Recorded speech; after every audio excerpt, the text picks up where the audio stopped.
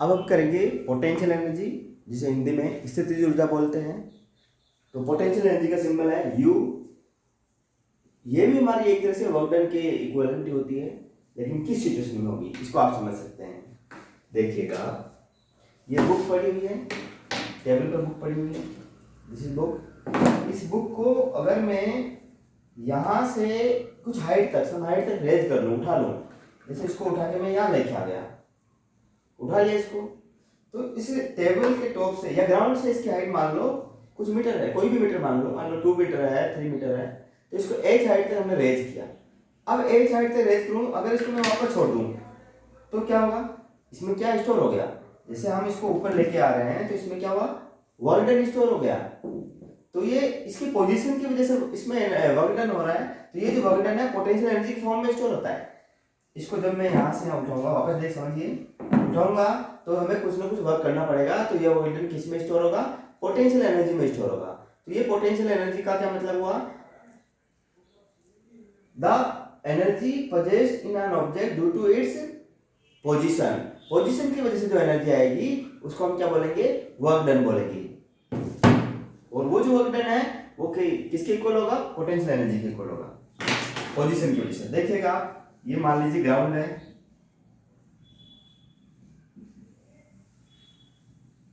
Ground के top से मान लो किसी भी तरह से, ये मान लो पेड़ है, यहाँ पे ये पेड़ है, ये इसकी कोई ब्रांच है, ये दूसरी ब्रांच है, ये तीसरी, कोई ब्रांचेज है, तो इस तरह से ये इसका ये पेड़ है। अब यहां से एक पर्सन यहां खड़ा था, ये पहले तो यहां खड़ा था ग्राउंड पे, अब ये यहां से चढ़ते चढ़ते चढ़ते चढ़ते ये चढ़ते इसकी ब्रांच पे जाके बैठ गया, ये यहां जाके बैठ गया, ठीक है, ये बैठ गया यहां पर। तो अब आप देखिएगा कि ये इस पेड़ की ब्रांच जहां पर बैठा है उसकी हाइट कितनी है, इस ब्रांच की हाइट मान लो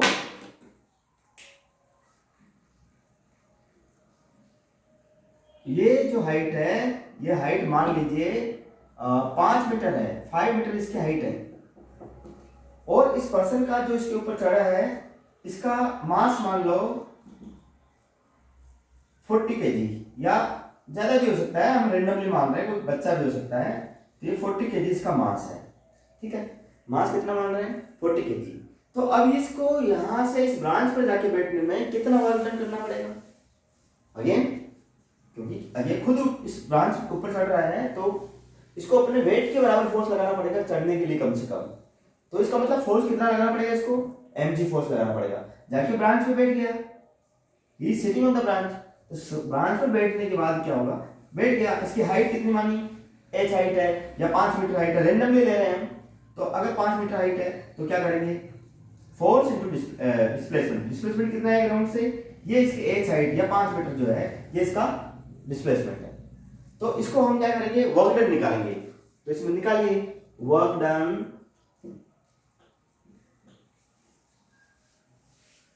टू क्लाइंब, क्लाइंबिंग हो रही है यहां पर, रेजिंग भी हो सकता है, टू क्लाइंब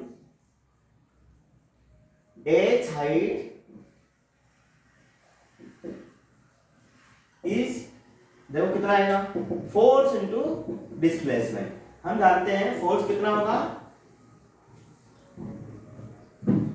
फोर्स कितना होगा, mg के इक्वल फोर्स होगा, mg कितना है, m कितना है 40 kg, g को आप मान लीजिए, g की वैल्यू 10 मीटर पर सेकंड मान लीजिए, g को हम मान लेंगे यहां पर, कंसीडर कर लो 10, हम कंसीडर कर रहे हैं 10 मीटर पर second square. Generally actual value कितनी होती है इसकी, ये अप्रोक्सीमेट 10 होता है, एक्चुअल वैल्यू कितनी होती है 9.8 मीटर पर सेकंड स्क्वायर होता है, तो हम इसको 10 मान लेते हैं, तो कितना होगा 10, तो कितना आ गया फोर्स, 400 न्यूटन फोर्स आ गया।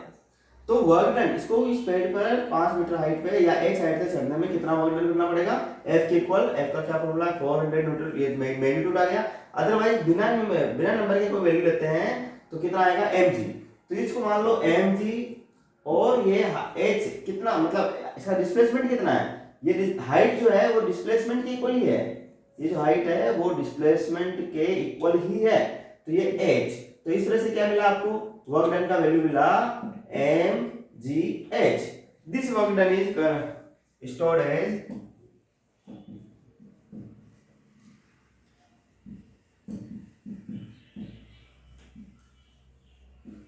Potential energy. ये जो काम किया ये पोटेंशियल एनर्जी या स्थितिज ऊर्जा की फॉर्म में, उसके रूप में ये संग्रहित हो जाएगा, कलेक्ट हो जाएगा, उसमें इकट्ठा हो जाएगा, स्टोर हो जाएगा उसमें। तो हम कह सकते हैं U किसके इक्वल होगा, W के, और W किसके इक्वल है, mgh के। तो इस तरह से हमें क्या मिला, U का फॉर्मूला मिला mgh, स्थितिज ऊर्जा या पोटेंशियल एनर्जी का क्या फॉर्मूला मिला, mgh, उनको फॉर्मूला मिल गया। अब इस फॉर्मूले के अकॉर्डिंगली देखो, इस न्यूमेरिकल को कर लेते हैं, न्यूमेरिकल मान के U कितना हो जाएगा यहाँ पर, mgh, m कितना है 40, m कितना है 40 और g कितना है 10 मान रहे हैं, हाइट कितनी है 5 मीटर। तो देखिएगा 400 इंटू 5 कितना आ गया, 4 5 20 और 00 2000 जूल। तो पोटेंशियल एनर्जी कितनी हुई, 2000 जूल इसके अंदर पोटेंशियल एनर्जी स्टोर होगी। तो पोटेंशियल एनर्जी ये हमने किसकी वजह से देखा, इसकी पोजीशन चेंज होने की वजह से इसमें एनर्जी स्टोर हो रही है, उसको पोटेंशियल एनर्जी बोलेंगे। अब दूसरा केस होता है हमारा स्प्रिंग का। स्प्रिंग वाले केस में अगर स्प्रिंग को खींचते हैं, एक्सटेंड करते हैं या फिर इसको कंप्रेस करते हैं, तो ड्यू टू ओरिएंटेशन और ड्यू टू एक्सटेंशन और कंप्रेशन ऑफ द स्प्रिंग, उसमें जो एनर्जी स्टोर होती है उसको भी हम potential energy of the spring बोलेंगे। स्प्रिंग की भी पोटेंशियल एनर्जी होती है। तो ये तो किसी ऑब्जेक्ट की पोटेंशियल एनर्जी निकाली हमने, पोटेंशियल एनर्जी ऑफ स्प्रिंग। इसी केस में हम लेंगे आगे पोटेंशियल एनर्जी ऑफ स्प्रिंग।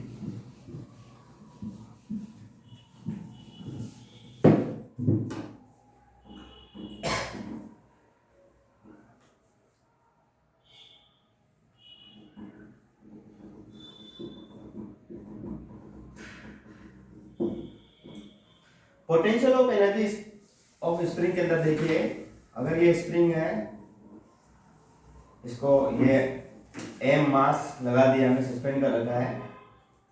अब उसके बाद इसको कुछ एक्सटेंशन दे दिया हमने, यहां पर आ गया, इसको खींचने के बाद ये यहां पर आ गया, तो इसका एक्सटेंशन मान लो x एक्सटेंशन है, इसमें ये है एक्सटेंशन। एक्सटेंशन का मतलब डिस्प्लेसमेंट। थर्ड केस में क्या सकता है, ये कंप्रेशन हो सकता है, इस पे फोर्स हमने इधर लगाया तो एक्सटेंशन हो रहा है, और अगर फोर्स को हम उल्टा लगा दें, फोर्स हम इधर लगा दें, तो क्या होगा, इसमें कंप्रेशन हो जाएगा।